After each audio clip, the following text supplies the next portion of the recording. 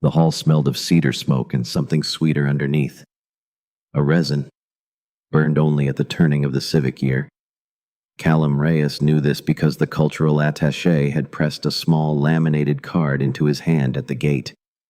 17 things a human representative must not do in the presence of the assembled Caldrath Council. He had read all 17 on the shuttle ride in. He remembered none of them because his mind had been elsewhere, specifically on the folder balanced on his knees. 12 pages of badly copied survey maps. A coastal water rights dispute that had been circling the Commission's regional desk for 2 years without resolution. And a handwritten note from his section chief that said simply, "Don't embarrass us." He had been sent because senior cultural liaison Petra Ashwood had broken her collarbone in a rock fall 3 days before the ceremony. Petra, who spoke 4 dialects of Caldrath, who had attended 6 of these civic ceremonies, who owned presumably more than one jacket. Callum owned one jacket without visible stains. That was the entire reason he was here. He was an infrastructure assessor. He assessed infrastructure. Pipes, aqueducts, load-bearing capacity charts, the angle of a drainage grade, the tolerance of a foundation under seasonal water pressure. He was not in any meaningful professional sense a diplomat. He was aware of this. He was very aware of this. The shuttle had set down 40 minutes before the ceremony began, which gave him exactly enough time to be handed the laminated card, lose the cultural attaché to a seating dispute among the Suralith trade delegation, and find his assigned spot. A cushioned bench near the 3rd pillar on the left, slightly behind the trade delegations, slightly ahead of the commission observers. The bench was too short for him. He was a tall man, broad in the shoulder in the way that came from 11 years of field work rather than any deliberate effort, and most alien furniture was designed with a different average in mind. He folded his hands on his knees. He tried to look like someone who belonged here. He did not belong here. The hall itself was something else entirely, long and vaulted, built from pale stone quarried from the cliffs above the settlement, fitted together without mortar in the old Caldrath way. Each block angled slightly inward so the whole structure leaned toward its own center. Couldn't fall outward. Wouldn't fall outward. The architecture was its own argument, everything pressing toward the middle, holding itself up by the logic of its own arrangement. Callum noticed that before he noticed anything else. 11 years of infrastructure assessment. The habit was involuntary at this point.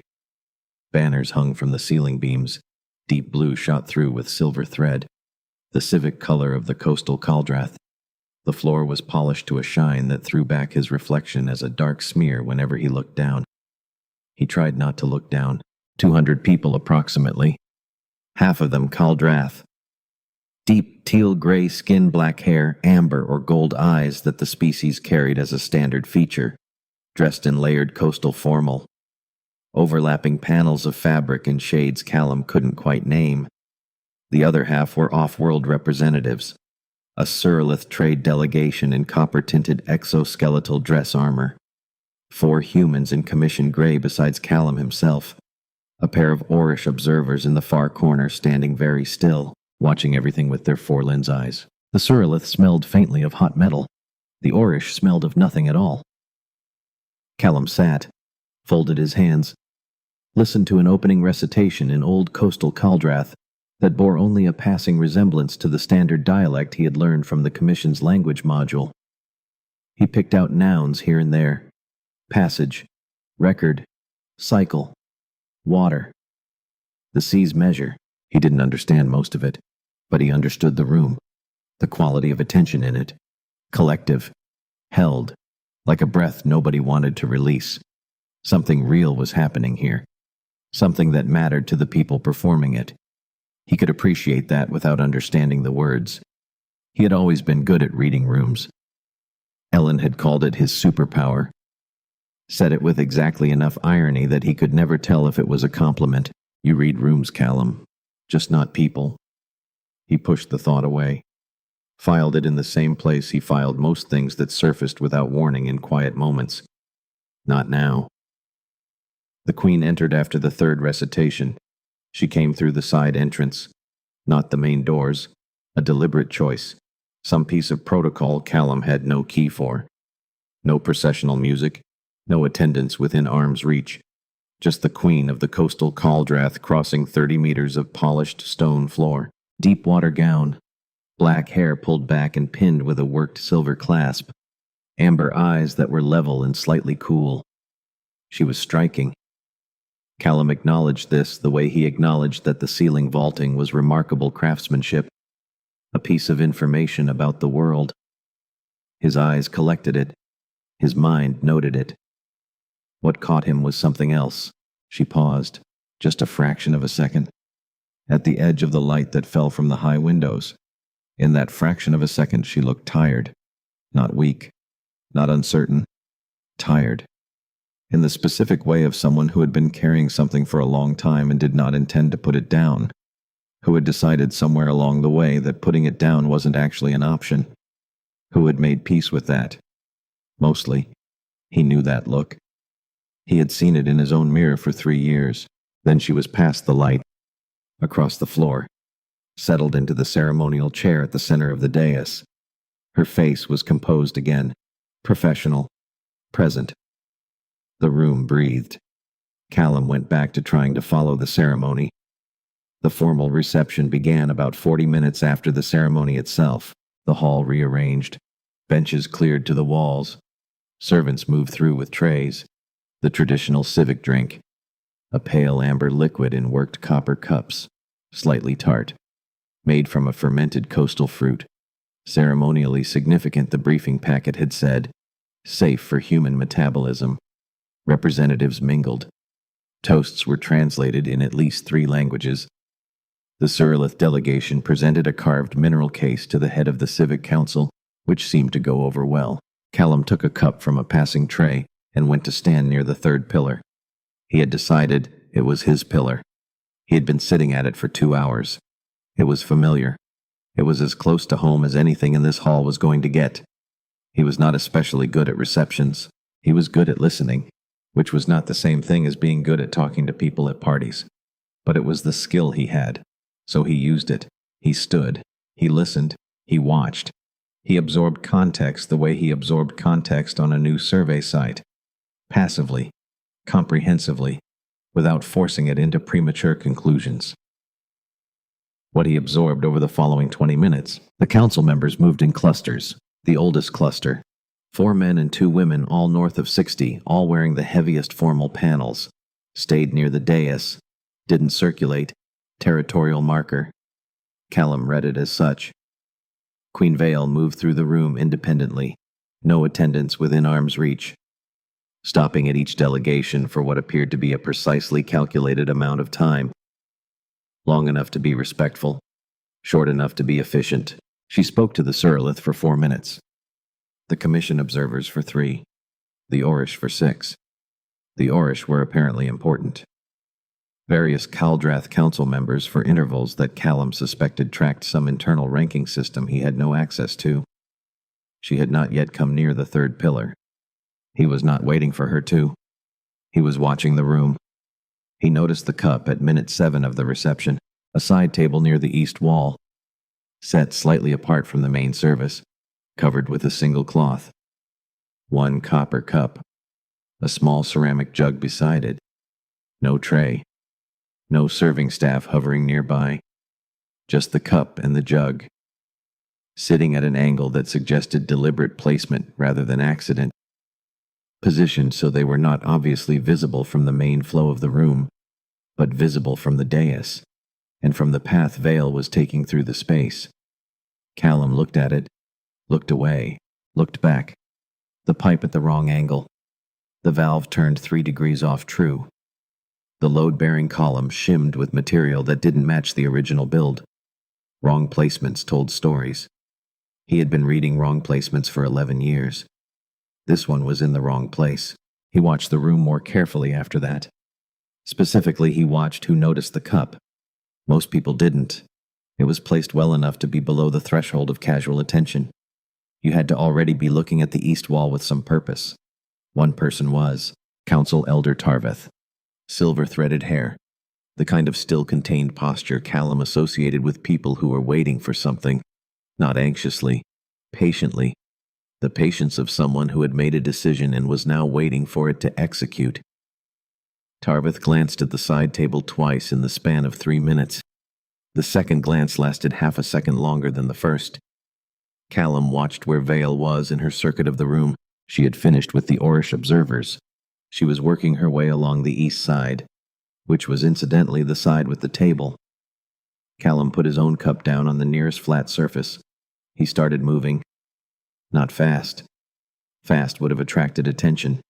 He moved with the steady, purposeful pace of someone crossing a work site. Someone who knows where they're going and why. Who doesn't see any reason to hurry, because the geometry is already clear in their head. He cut across 2 conversation clusters without joining them. Angled around a Surlith delegate who was holding forth on mineral rights. Reached Vale's path about 5 seconds before she did. He wasn't entirely sure what he was doing. He hadn't decided to do this the way a diplomat would decide, with a risk assessment and a protocol check and a careful calculation of likely outcomes. He had decided in the way he decided most things. He saw a wrong placement. His mind said wrong, and his body was already moving before the rest of him had caught up. Vale reached the side table. Her hand moved toward the cup, and Callum said loudly enough to carry in the stone-vaulted hall, "That drink is poisoned. Don't drink it." The hall went quiet the way a fire goes out. Not gradually, all at once, as though some necessary fuel had been removed. Conversation stopped mid-sentence. The Surlith delegate froze with his hand still raised in illustration of whatever point he'd been making.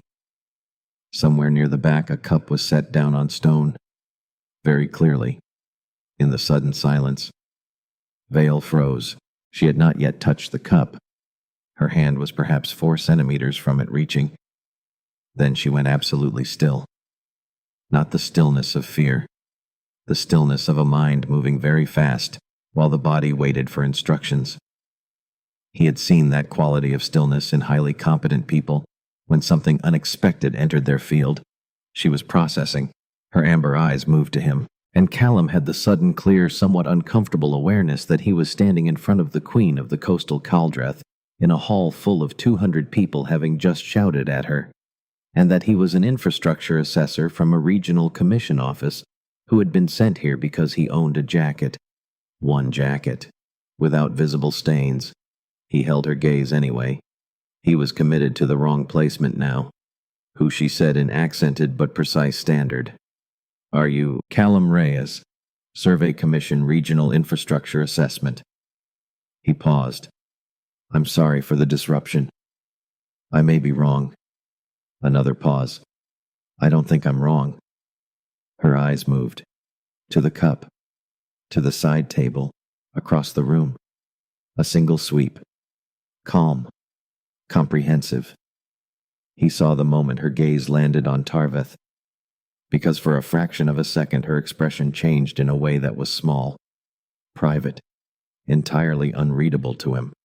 Something that happened in the space behind her eyes. Then, "Why do you think it is poisoned?" "The placement. It's separated from the main service, positioned on your circuit path. No staff attending it. The jug beside it is smaller than the service jugs by about 1/3, which means it was brought in separately. Someone prepared this cup for you specifically and did not want it on the main trays." He stopped. "ISS infrastructure. Wrong placements are what I do." Vale looked at him for a long moment. The kind of look that tallied things, that weighed and measured. He had the impression she was very good at this, that very few things escaped it. Then she said quietly, "Council Elder Tarvith." The name fell into the silence like a stone into still water. Tarvith did not move immediately. Then he moved too quickly. A half step backward, not quite as controlled as everything else about him had been. That half step was enough. Vale did not raise her voice. She said 3 words in coastal Caldrath that Callum didn't catch, and 2 civic guards who had been standing by the main doors were crossing the floor within seconds, with the efficiency of people who had been briefed on the possibility. The hall erupted. Not chaos. the specific urgent noise of a formal event that had just revealed something everyone would be talking about for a very long time. Callum stepped back from the table. Agent Lorne appeared at his elbow. Commission observer, gray jacket, the expression of someone who had already run the calculations and was not entirely satisfied with any of the outcomes. "Well done, Reeves," she said quietly. "Or catastrophically wrong, in which case we're both on a shuttle home tonight." "Yes," Callum said.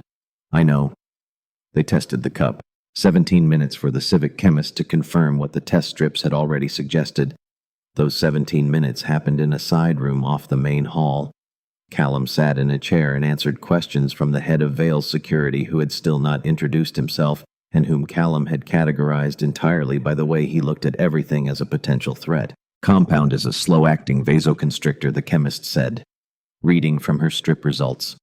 "Not lethal at this dose for a Caldrath adult. Incapacitating likely for several hours. Consistent with an intent to disrupt the ceremony without attribution." "Not to kill her," Lorne said. "Not at this dose, no." The security officer looked at Callum. "You noticed the placement of the cup?" "I had a clear line of sight to the east wall. The cup and the ceramic jug were wrong. The size differential on the jug indicated a separate origin from the main service. The positioning made sense only if you were thinking about one specific person's path through the room." He paused. "I don't know if anyone else would have noticed. I'm not saying they wouldn't. I just noticed it was wrong." The officer made notes. Precise, specific questions about what he had observed and in what sequence. Callum answered them the way he answered field questions. Completely. Without interpretation where he wasn't sure. Flagging where he was guessing versus where he was stating what he had directly seen. At the end, the officer said, "The Queen will want to speak with you." "That's fine," Callum said. Then, because he was who he was, tonight or tomorrow morning, "I don't want to impose on the rest of the ceremony." Lorne made a very small sound that might have been a laugh. "Tonight," the officer said. He waited in a second room, smaller. Same pale stone. A set of chairs.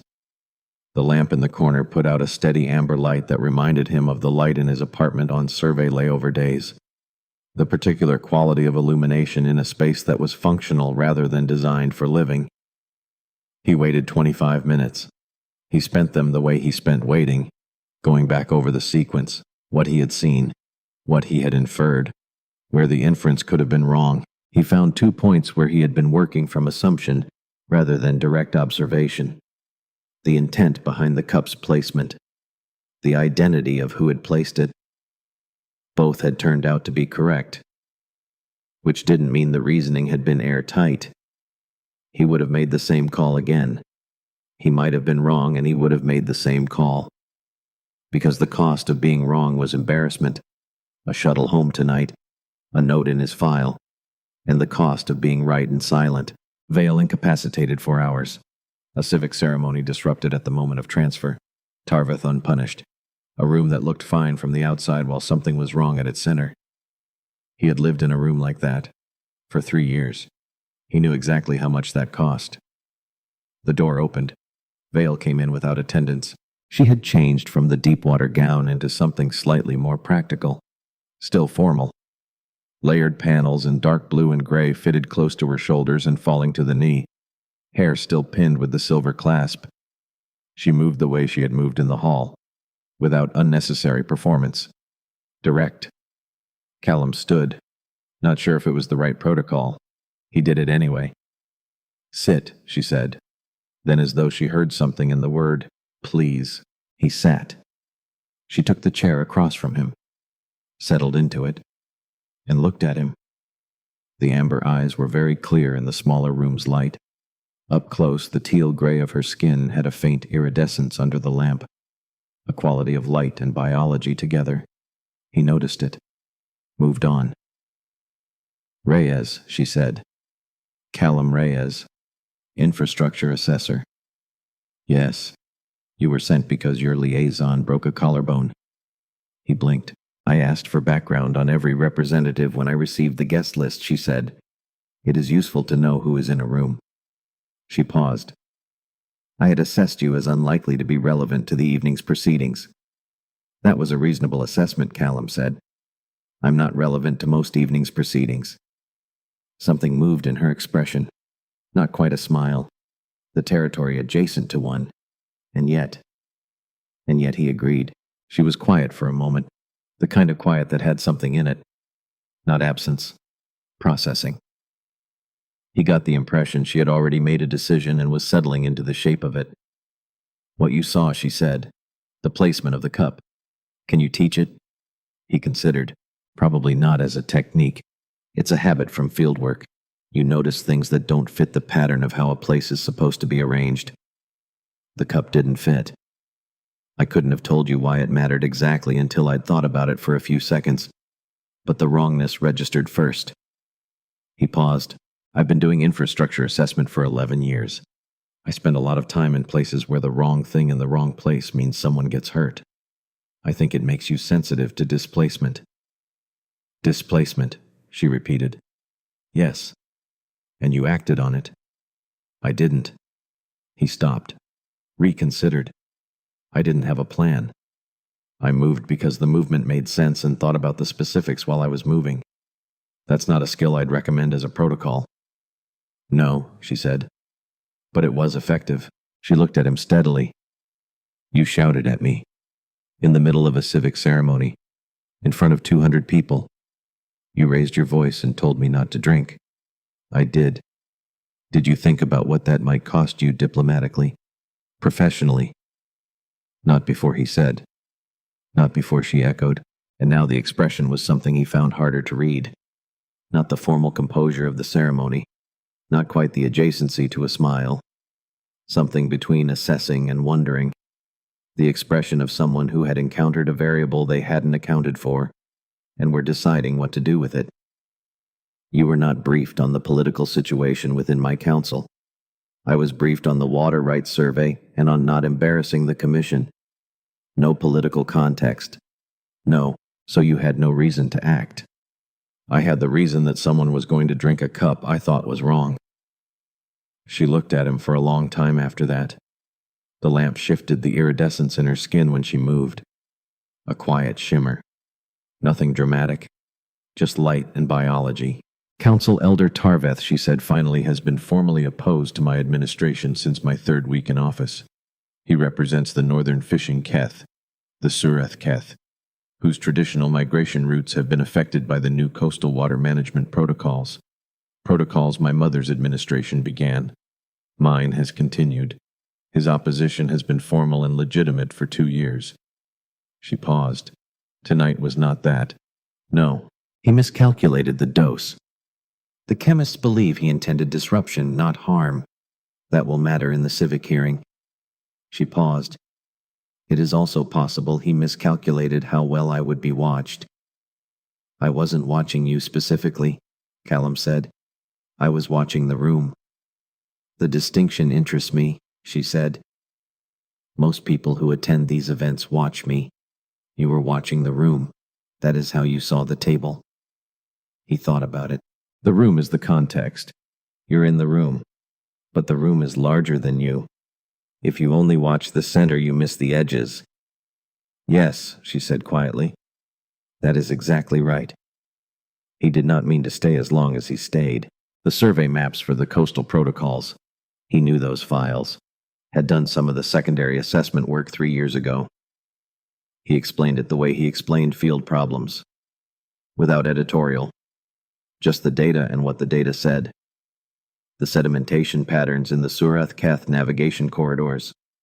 The depth data accurate as of the survey date, but coastal estuary depths changed seasonally, changed with sedimentation accumulation.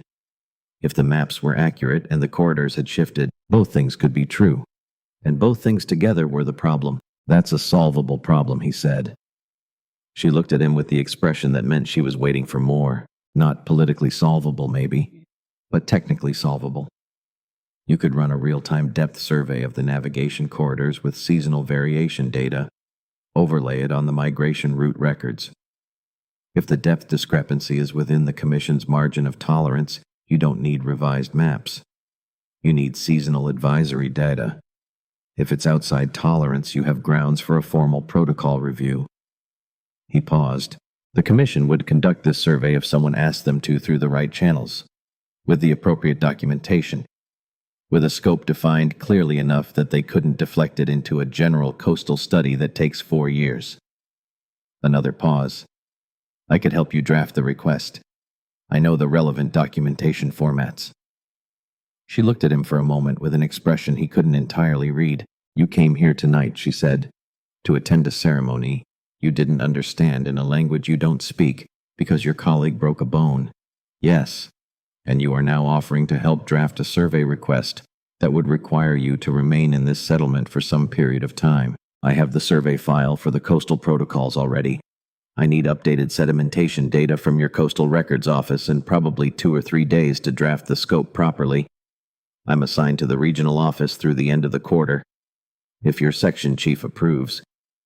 He told me not to embarrass the commission, Callum said. He didn't specify not to shout warnings at Queens. I'm choosing to interpret the instruction broadly. This time the expression was not the adjacency to a smile. It was the actual thing. Small, composed, entirely real. And it changed her face in a way that Callum noticed and did not analyze, but was aware of. The way you were aware of a particular quality of light when you stepped into a room that was well lit. 2 or 3 days, she said, for the scope draft. I'll authorize records office access in the morning. Where are you staying? The commission transit house near the north gate. That's adequate for 2 or 3 days. She paused. If the work runs longer, the civic settlement has better accommodation.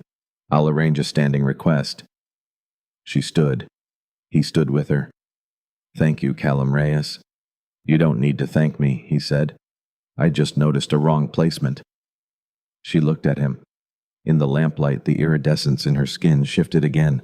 Her amber eyes were very steady. You noticed a wrong placement, she said, and then you acted on it, without knowing what it would cost you, without any benefit to yourself, without hesitation. A pause. Something in her voice was quieter than everything that had come before. I am thanking you for that. Please let me. He held her gaze. All right.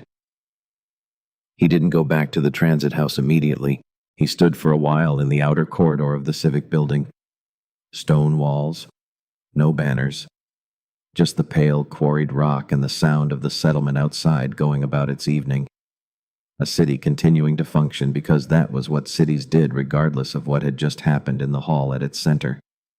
He thought about the moment in the small room when Vale had said, "Please let me," and her voice had dropped into something quieter than everything else. He had known looking at her in the ceremony hall 3 hours ago that she was carrying something alone. He had recognized it.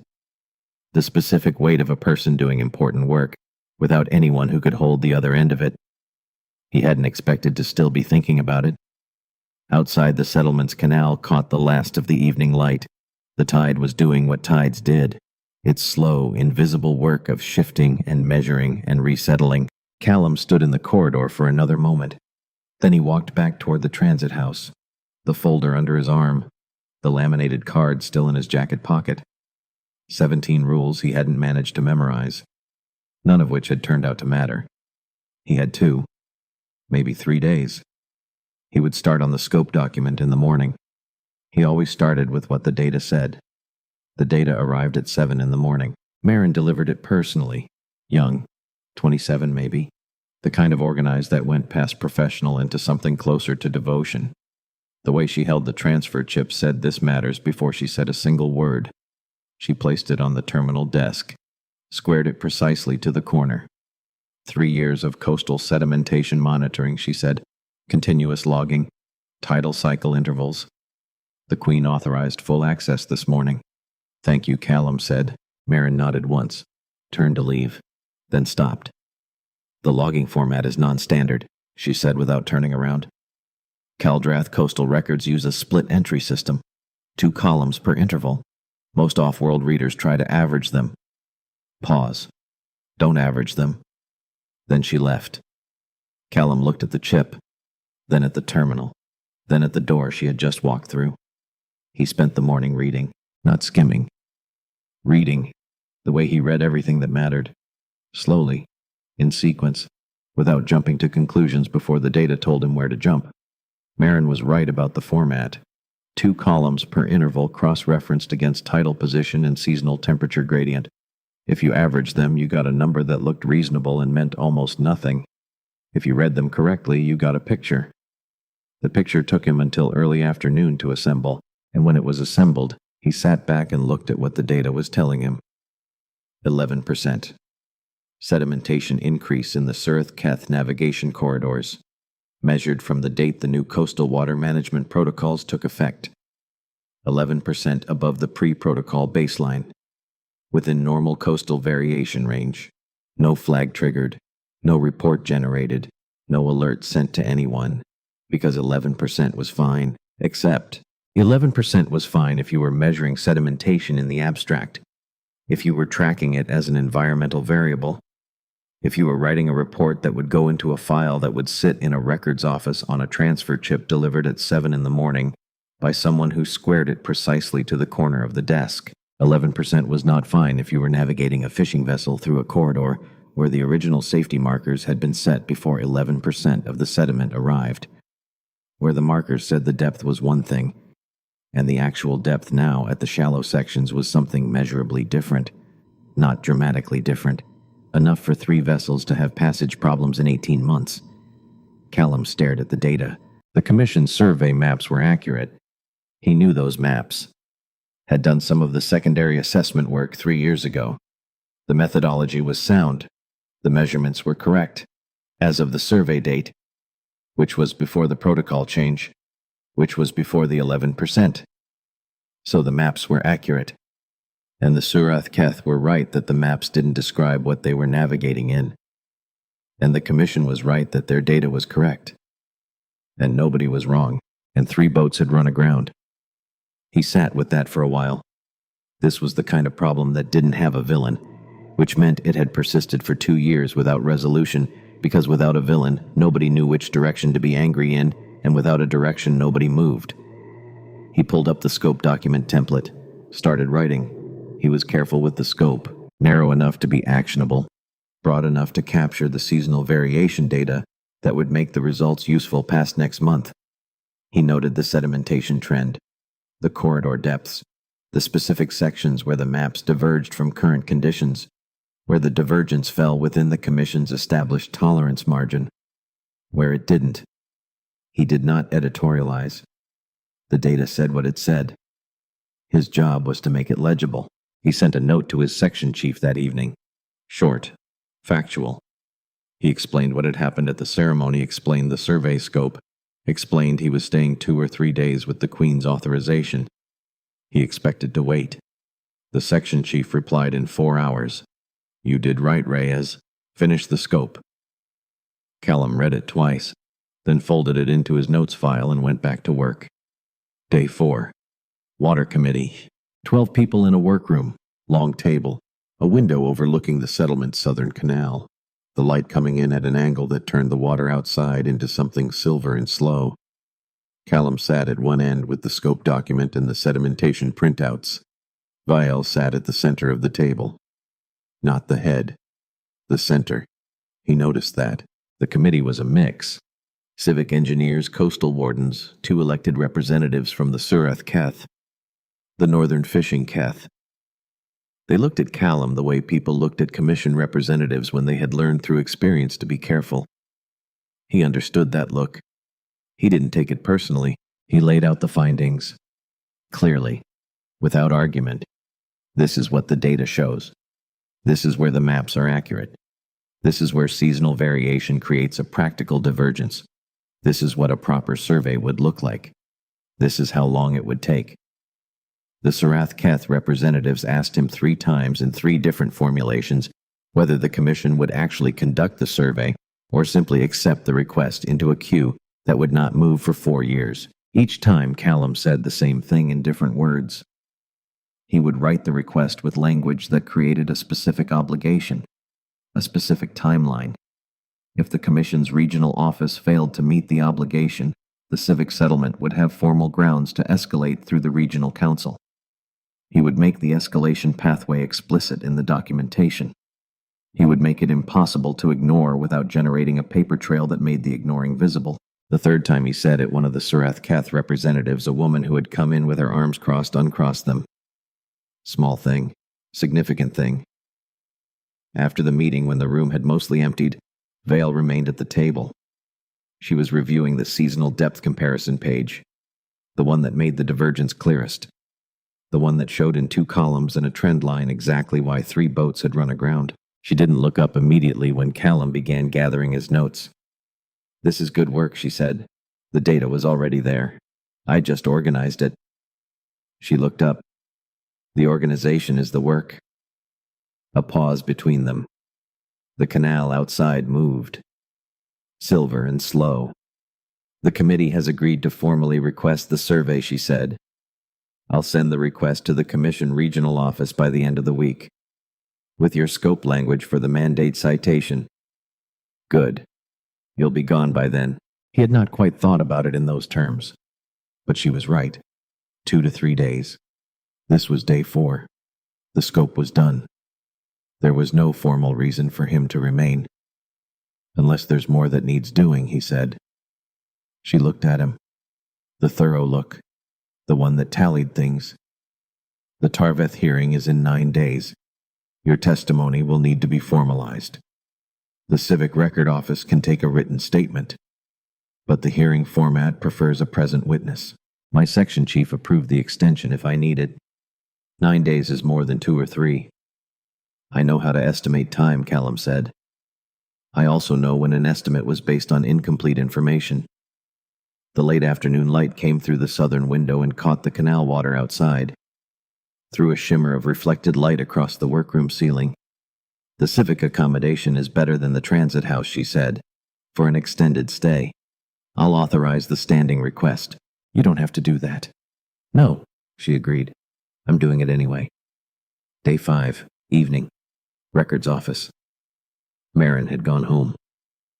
The building was quiet in the specific way of institutional spaces after hours.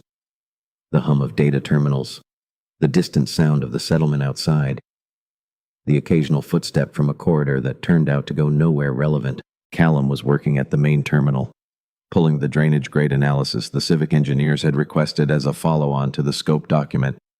It was straightforward work. He was good at straightforward work. He found something clarifying in it, the way a problem either resolved or didn't, the way the numbers either supported the model or didn't, the absence of ambiguity that came from talking to something that couldn't change its answer based on who was asking. He heard the door, didn't look up immediately, then looked up. Council Elder Tarveth stood in the entrance, silver-threaded hair, the same still-contained posture from the ceremony hall, except different now. Not the patience of someone waiting for a plan to execute. Something older than that. Something that had been carrying its own weight for a long time. He was not under formal custody. The civic hearing hadn't happened yet. He retained his council access pending the proceedings. He was technically free to be anywhere in the civic quarter, including here. Callum did not stand, did not reach for anything, did not make any of the movements that said threat or alarm or, "I was not expecting you." He simply waited. Tarveth crossed the room, sat down in the chair across from the terminal with the unhurried deliberateness of someone who had decided to do this and was now doing it. A long pause. "I've been in that council for 30 years, Tarveth said. Callum said nothing. I watched the water change. The old man's voice was level, not angry. Something past anger. The place you got to when anger had burned through all its fuel and left something quieter behind. I watched the fishing corridors get shallower, season by season. I watched my people file reports and get told the maps are accurate." He looked at Callum. "They are accurate." Pause. And 3 boats still ran aground. Still, Callum didn't speak, because there was nothing wrong with what Tarveth was saying. The maps were accurate. The boats had run aground. Both true. He knew this. He had spent 2 days documenting exactly how both things could be true at the same time. "You saw the cup," Tarveth said. "In the hall. You saw something was wrong in the room, and you acted." "Yes, I need you to understand something. A pause, not hesitation. Precision. The kind that came from finding the right words for something that didn't have easy words. I also saw something wrong. I have been seeing something wrong for 2 years. I filed the reports. I attended the committees. I presented the data. The actual water, the actual depth, what my people were actually navigating in. And I was told the maps were correct. He looked at his own hands. I ran out of the right ways to say it. A long silence in the records office. The data terminal hummed. Outside, somewhere in the settlement, something moved on the water. I'm not asking you to excuse it, Tarvith said. I'm asking you to understand the distance between what I saw and what I did about it. Callum looked at him. The distance between seeing a problem and choosing the wrong way to address it. He understood that distance. He had spent 11 years working on infrastructure in places where the gap between what the system said and what people actually needed was the whole problem. Usually nobody got poisoned over it. Usually it just meant boats ran aground and reports went unread and someone wrote a memo that no one opened until the 4th incident. The survey scope is done, Callum said. The Water Committee voted this morning to formally request it. If the Commission follows through, the depth advisories will reflect what your people are actually navigating in. Not what the maps from 3 years ago say. What the water is doing now. Tarvith was quiet. That's what I wanted, he said. 2 years ago. I know. The old man sat for another moment. Then he stood, with the same unhurried deliberateness he had arrived with. He moved toward the door. Stopped. Didn't turn around. The woman who will replace me on the committee. Counselor Desta. She's practical. She'll read the data. Good. And then he was gone. Callum sat in the quiet records office for a while after that. He thought about what Tarvith had said. The distance between seeing a problem and what you did about it. He thought about 3 years of looking at the same 4 walls. Knowing Ellen was running out of time. Saying I'll be back by Thursday. And being back. Every Thursday. On time. And it hadn't been enough. And it had been enough. And both of those things were true at the same time. He pulled up the drainage analysis. Went back to work. Day 6. Canal path. He hadn't planned it. He had walked the canal after dinner because the settlement's drainage grade ran parallel to it for 200 meters, and he wanted to check the outflow angle where the civic quarter met the tidal flat. Professional habit. Useful data. Completely legitimate reason to be outside at dusk.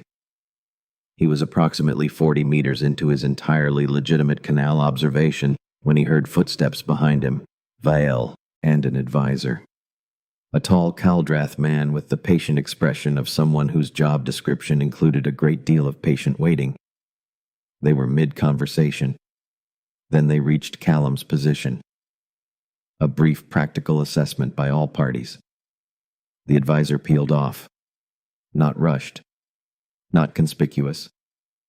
Just the smooth professional retreat of someone who had done this particular maneuver before and had decided long ago not to have opinions about it. Callum and Vail walked. The drainage analysis, she said. Nearly done. The civic engineers want the outflow data from this section of the canal. I know. I approved the request this afternoon. Oh. You seem surprised that I read the approval requests. I'm surprised it was same day. Infrastructure is not a low priority for a coastal settlement. A pause. Also, your name was on it. He didn't say anything to that. She asked him about the analysis. Specific questions. The kind that said she understood hydrology better than most people he had talked to about hydrology in 11 years of talking to people about hydrology, which led to a conversation about the coastal management protocols, which led to the storm cycle 30 years ago, the one that had reshaped the estuary and created the conditions that had made the current protocols necessary. You were young, Callum said. 6. I remember my mother reviewing charts for weeks, the kind of charts your commission was not involved in. The regional office hadn't established a presence yet. We managed it with our own coastal engineers. She trusted them. Completely. A pause. The protocols that Tarveth objects to were partly designed by those engineers. She believed in their work. And you, I trust the data. The look she gave him. Sideways. Brief. Something slightly wry at the edge of it. The engineers I verify. My section chief finds that irritating. Mine did too, she said. At first, the canal was dark in the early evening, the settlement lights beginning to come on in the windows above. The water caught them in fragments, moving, finding its level again after the afternoon tide. She got used to it, Vale said.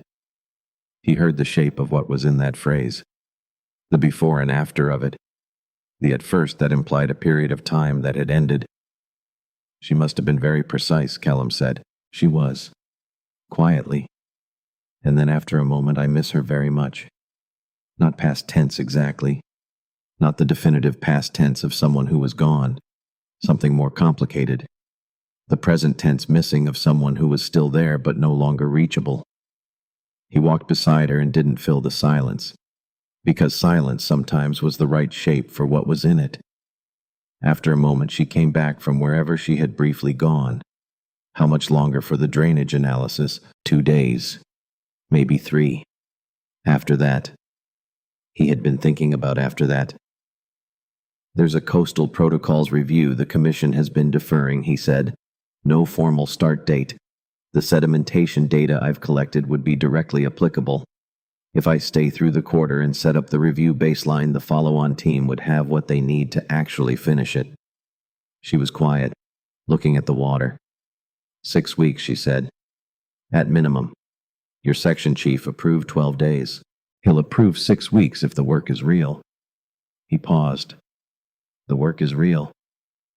She turned to look at him. The thorough look again. The one that didn't hurry.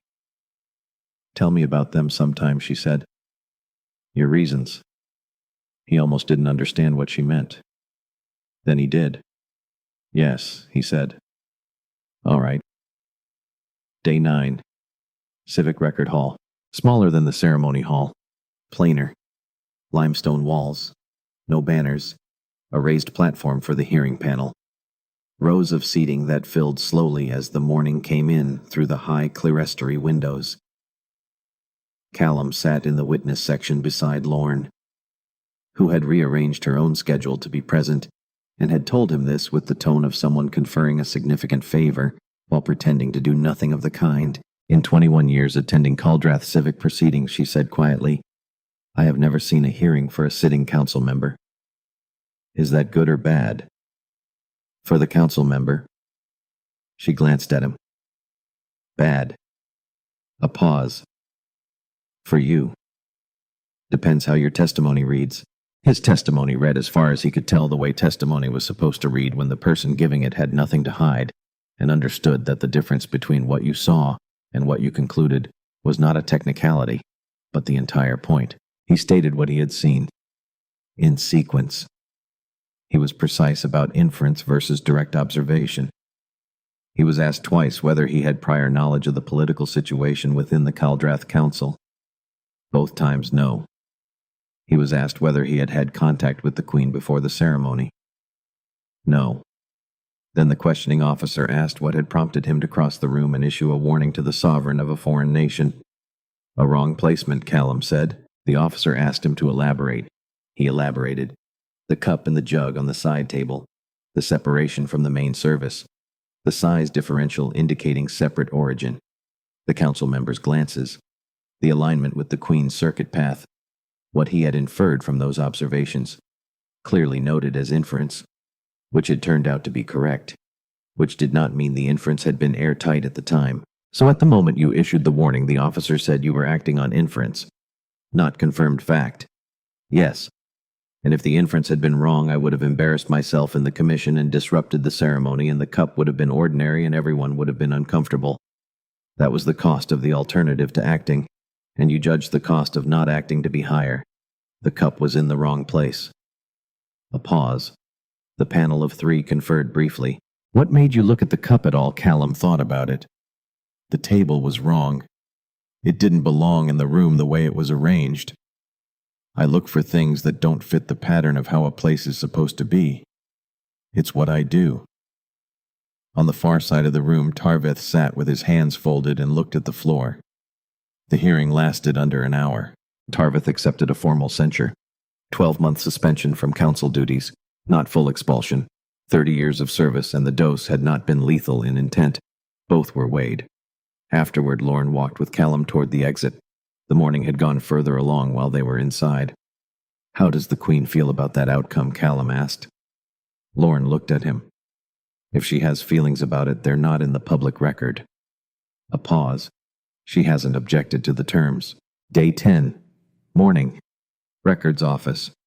Callum at the terminal, drainage analysis nearly complete when he heard the door. Tarvith. Same unhurried walk. Same chair. But something different in his face. The particular quality of a person who had passed through a formal process and come out the other side carrying less than they came in with, not lighter, less. He sat, said nothing for a moment. He sat. "The survey," he said finally. "The depth advisories. If they come through, my people will know someone looked at the actual water." Callum waited. "Not just the maps." A pause. "That matters." He didn't say thank you, didn't say I'm sorry, didn't say anything that would require Callum to respond in kind. He simply noted it, set it down in the space between them like a measurement. Accurate. Final. Then he stood and left. Callum sat for a while. Two people who had seen the same problem. Two different ways of trying to say it. One of them had gotten 3 boats off the ground eventually. One of them had a 12-month suspension and 30 years of service, and a name the settlement would be talking about for a generation. Both of them had seen it. That was the thing. Both of them, from opposite ends of the problem, had seen the same water. He turned back to the terminal. Finished the analysis. Evening. Canal path. Vale found him at the same junction as before. Without the advisor this time. Just the canal in the evening and the lights coming on in the windows above the water. "The censure is the right outcome," she said. They were walking. Had been walking for a few minutes before she said it. "That's a very precise distinction. Governance is precise. Or it should be. You sound like you're quoting someone." "My mother." A pause. She would have liked the survey work. He didn't say anything, because there was nothing to say to that would be more accurate than silence. She would have found a way to make you stay even then, Vale said, almost to herself. "Your mother." She was good at finding the right work for the right person. Another pause. "So am I. I think. I had good teachers." The canal moved beside them, the settlement settling into its evening. "Mine too," Callum said. Vale looked at him. "Tell me about them sometime." "Yes," he said. All right. The second time he had said that to her. And it still felt true. And it still felt like something he hadn't done yet. Days 12 through 15 came and went in the rhythm that the work created. Records office in the morning, because the coastal monitoring terminal was there and the data was there, and Marin had reorganized his working files into a system so logical he had spent 20 minutes trying to find the flaw in it and found none. Market at midday, because the civic accommodation kitchen was minimal and the vendors were good, and the Caldrath concept of a working lunch involved eating quickly while standing over a paper map which suited him exactly. Canal path in the evening, because the drainage grade ran parallel to it, and the outflow angle data was relevant. That was what he told himself.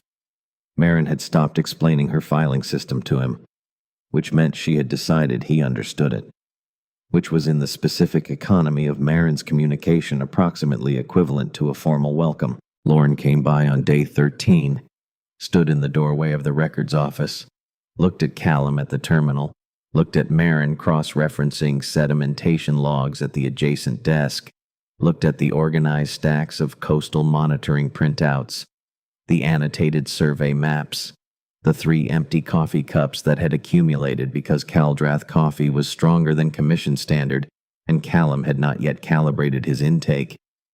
Lorne looked at all of it. Then she looked at Callum. "You look like you belong here, Reyes," she said. Then she left. He stared at the door for a moment. Went back to work. Day 15. Water Committee.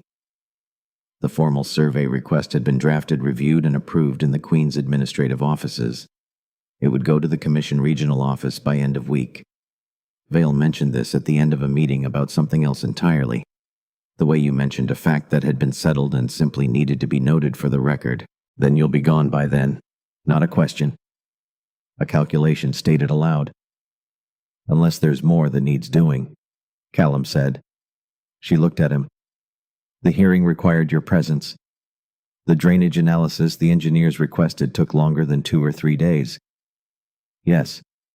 9 days is more than 2 or 3. I know how to estimate time. I also know when an estimate was based on incomplete information. A pause. The window. The canal outside silver in the afternoon light. How much longer, she said. There's a coastal protocols review the Commission has been deferring, Callum said. No formal start date. The sedimentation data I've collected would be directly applicable. If I stay through the quarter and set up the review baseline, the follow-on team would have what they need to actually finish it. 6 weeks, Vale said. At minimum. Your section chief approved 12 days. He'll approve 6 weeks if the work is real. She looked at him for a moment. Is it? Yes, he said. And then, because she was still looking at him and the look required something more than yes, and yes. She understood the second yes. He could see it in her face. The quiet recognition of someone who had already run the numbers and arrived at the same place he had. I'll authorize continued access to the records office, she said, and I'll ask the civic accommodation to extend your stay. A pause. Something in how she held the room shifted slightly. I think when your workday ends, you should walk the canal path in the evenings. I was already doing that. I know, she said. So was I. The coastal protocols baseline took shape in weeks 3 and 4. Not in sudden revelations, but in the accumulation of accurate measurements. Sedimentation trend analysis. Revised depth advisory framework for the Surath-Keth migration corridors. Methodology documentation for the follow-on team annotated clearly enough that whoever inherited the work would know not just what had been measured, but why those specific measurements mattered. Callum sent his section chief updates every week. Short. Factual. The section chief replied in kind. No complaints. No questions. Just the quiet continuation of an arrangement that had already proven itself worth continuing. This was, Callum thought, what institutional trust looked like when it was functioning correctly. Rare enough to be worth noticing. Marin had, at some point in the 3rd week, begun leaving a second coffee on the desk, adjacent to his terminal, when she arrived in the morning. Not mentioned. Not explained. Just there. Exactly the right strength, which meant she had been paying attention to how much of the first one he drank, and adjusting accordingly. He didn't say anything about it. She didn't say anything about it. This was also, he recognized, a form of communication. Week 4. Canal path. Evening. The settlement had moved into the warmer part of its coastal season. The stone held the day's heat past sundown. The canal was darker now, a deeper blue that moved differently than the early weeks had moved. Vial was already on the path when he arrived at the junction. No advisor. They walked. And at some point she said, "You have spent these weeks solving a water dispute my administration couldn't resolve in 2 years. You are now proposing to stay 6 weeks on a protocols review that you have constructed, as far as I can tell, primarily because the assignment gave you a reason to stay." Callum considered his options. He could say the work was real, which it was. He could explain the sedimentation baseline and the seasonal variation data and the follow-on team's requirements, all of which were genuine, all of which he had documented extensively, all of which were also structured in such a way that they produced a sequence of legitimate reasons to still be here. He knew the difference between inference and fact. He also knew the difference between evidence and motivation. The work is real, he said. Yes, and yes. She didn't fill the silence after that, which was why he kept going. My wife used to say I communicate better through deliverables than through words. He stopped. Started again. She wasn't wrong. The canal moved. Somewhere a door opened in the settlement behind them and let out a brief flare of warmth and sound, and then closed again. What was her name? Vale said. Ellen. Quietly. Just her name. Just that. Tell me about Ellen. And Callum, who had not talked about Ellen. Not with the section chief who knew and didn't ask. Not with Lorne, who had offered once carefully and accepted the answer that wasn't an answer. Not with anyone in 3 years of field work and transit houses and commission meetings and a folder full of maps that needed reading. Callum talked about Ellen. Not in order. Not completely. Not the way you would write it in a report with a clear methodology and annotated sources. The way she left her coffee cup on exactly the surface she had set it down on, even if another surface was closer. The way she read every manual that came with every piece of equipment they owned. Actually read it, cover to cover.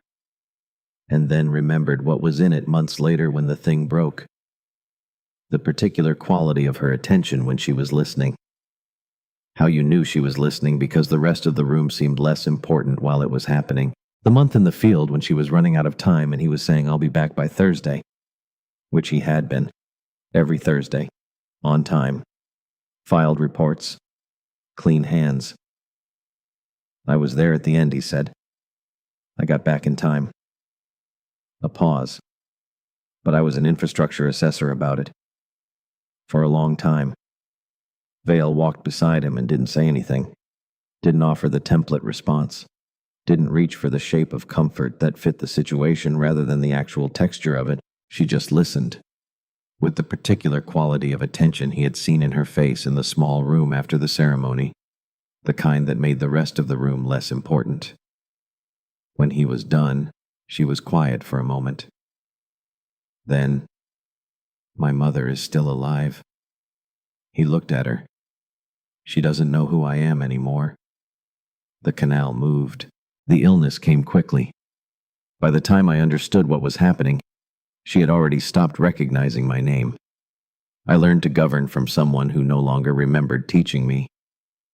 He stopped himself from reaching for the word hard, because hard was the template response. The shape that fit the situation, rather than the actual texture of it. "She must have been very good at it," he said instead. "At governing.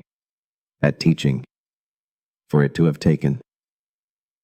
Vale was quiet for a long time. "She was," she said. "She is. She just doesn't know it anymore." They walked.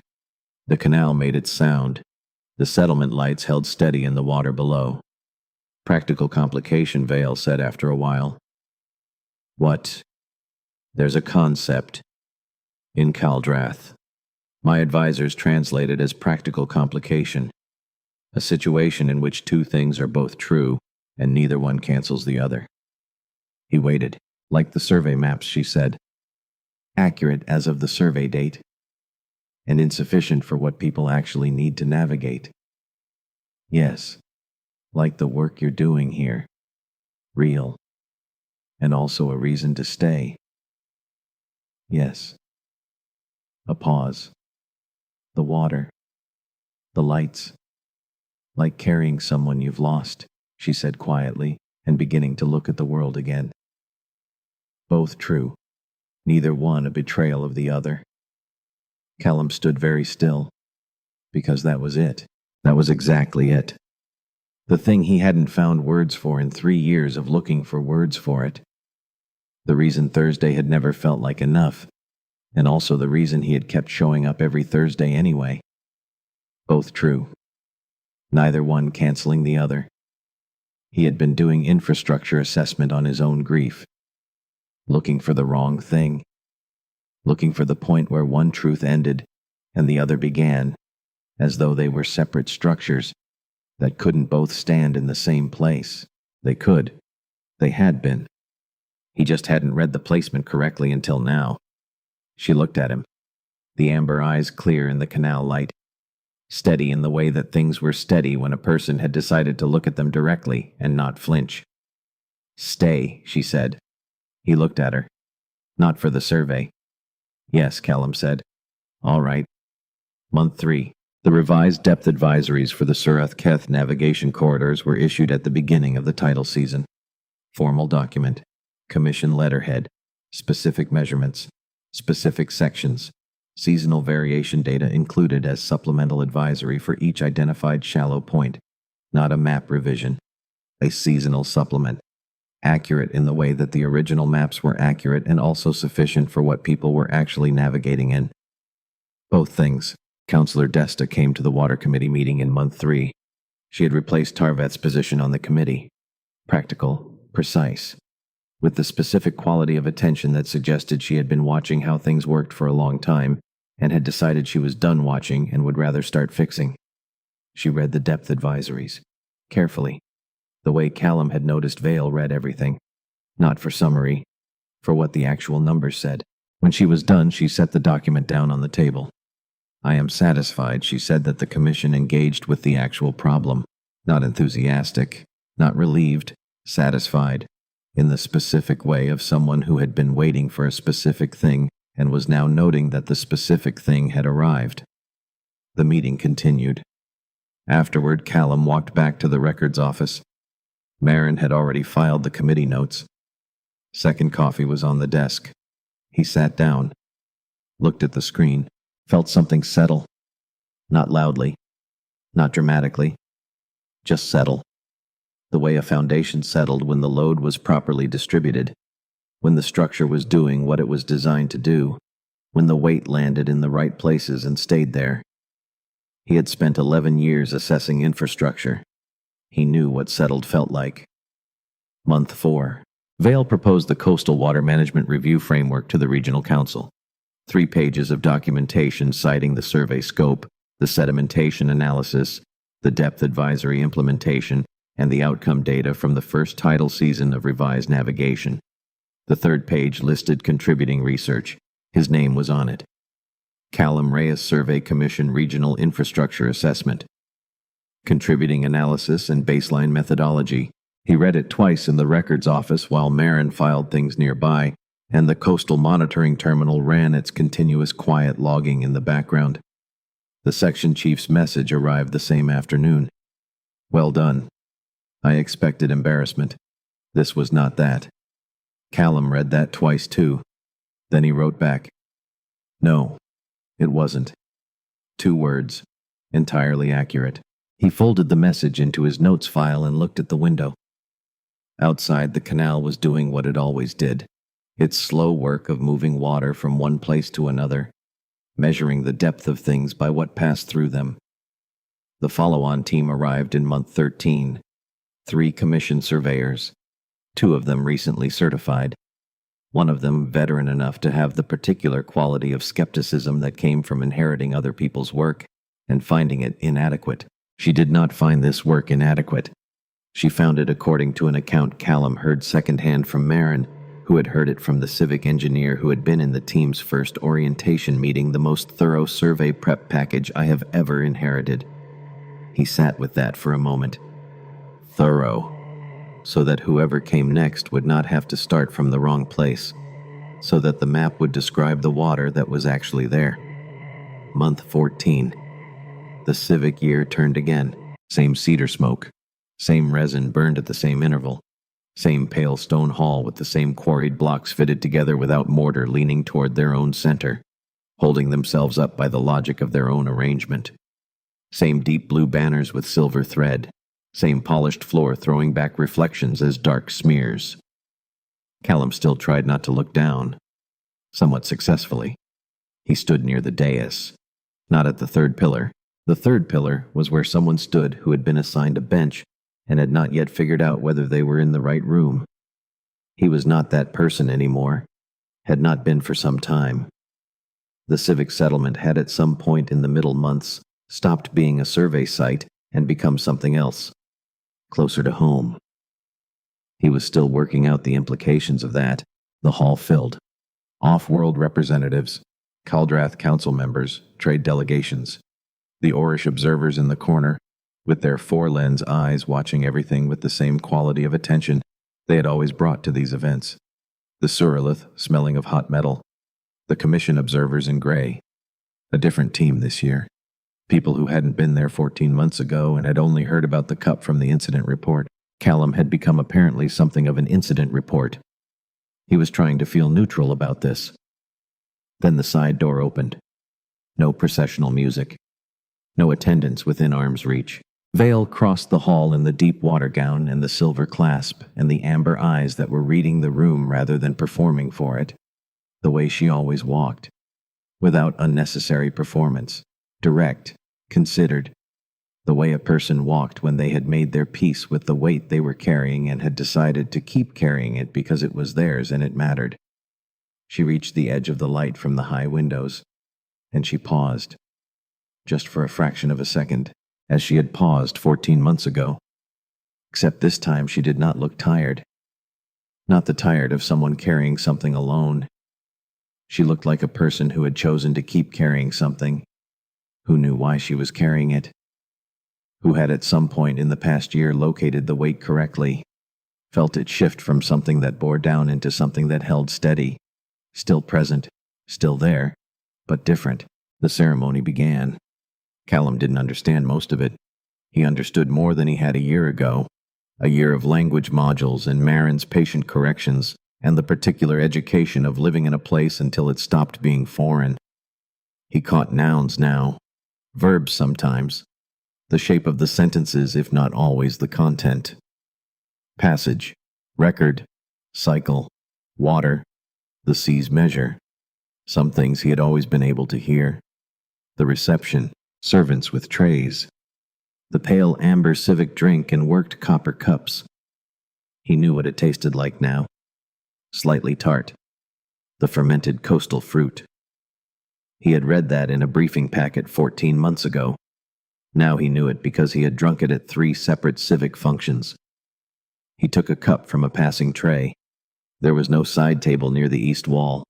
He noticed this. The service was the service. Main trays, attendant staff, everything visible, everything where it was supposed to be. He found her in the circuit of the room, or she found him, or they arrived at the same place at the same time, which was increasingly how things between them worked. Not by explicit arrangement, but by the accumulated habit of knowing where each other would be. She stopped at the 3rd pillar, the place where he had stood 14 months ago, not knowing anything, holding a cup and watching a room and trying to look like someone who belonged here. She looked at him. Wrong placements. He looked around the hall. The east wall. The main service. The Orish observers watching everything. The Surlith delegate with his hands moving in illustration of whatever point he was making. Lorne, still here, would apparently always be here with the expression of someone who had made peace with being permanently surprised by the things commissioned surveyors did in foreign halls. No table set slightly apart. No cup at the wrong angle. No jug a third smaller than the service jugs. Everything where it was supposed to be. I don't see any tonight, he said. Neither do I. The amber eyes were level, clear, warm in the way that warmth was when it had been held carefully for a long time and had been allowed to stop being careful. Not performing, just present. The cedar smoke moved in the high air of the hall. The banners held their deep blue and silver.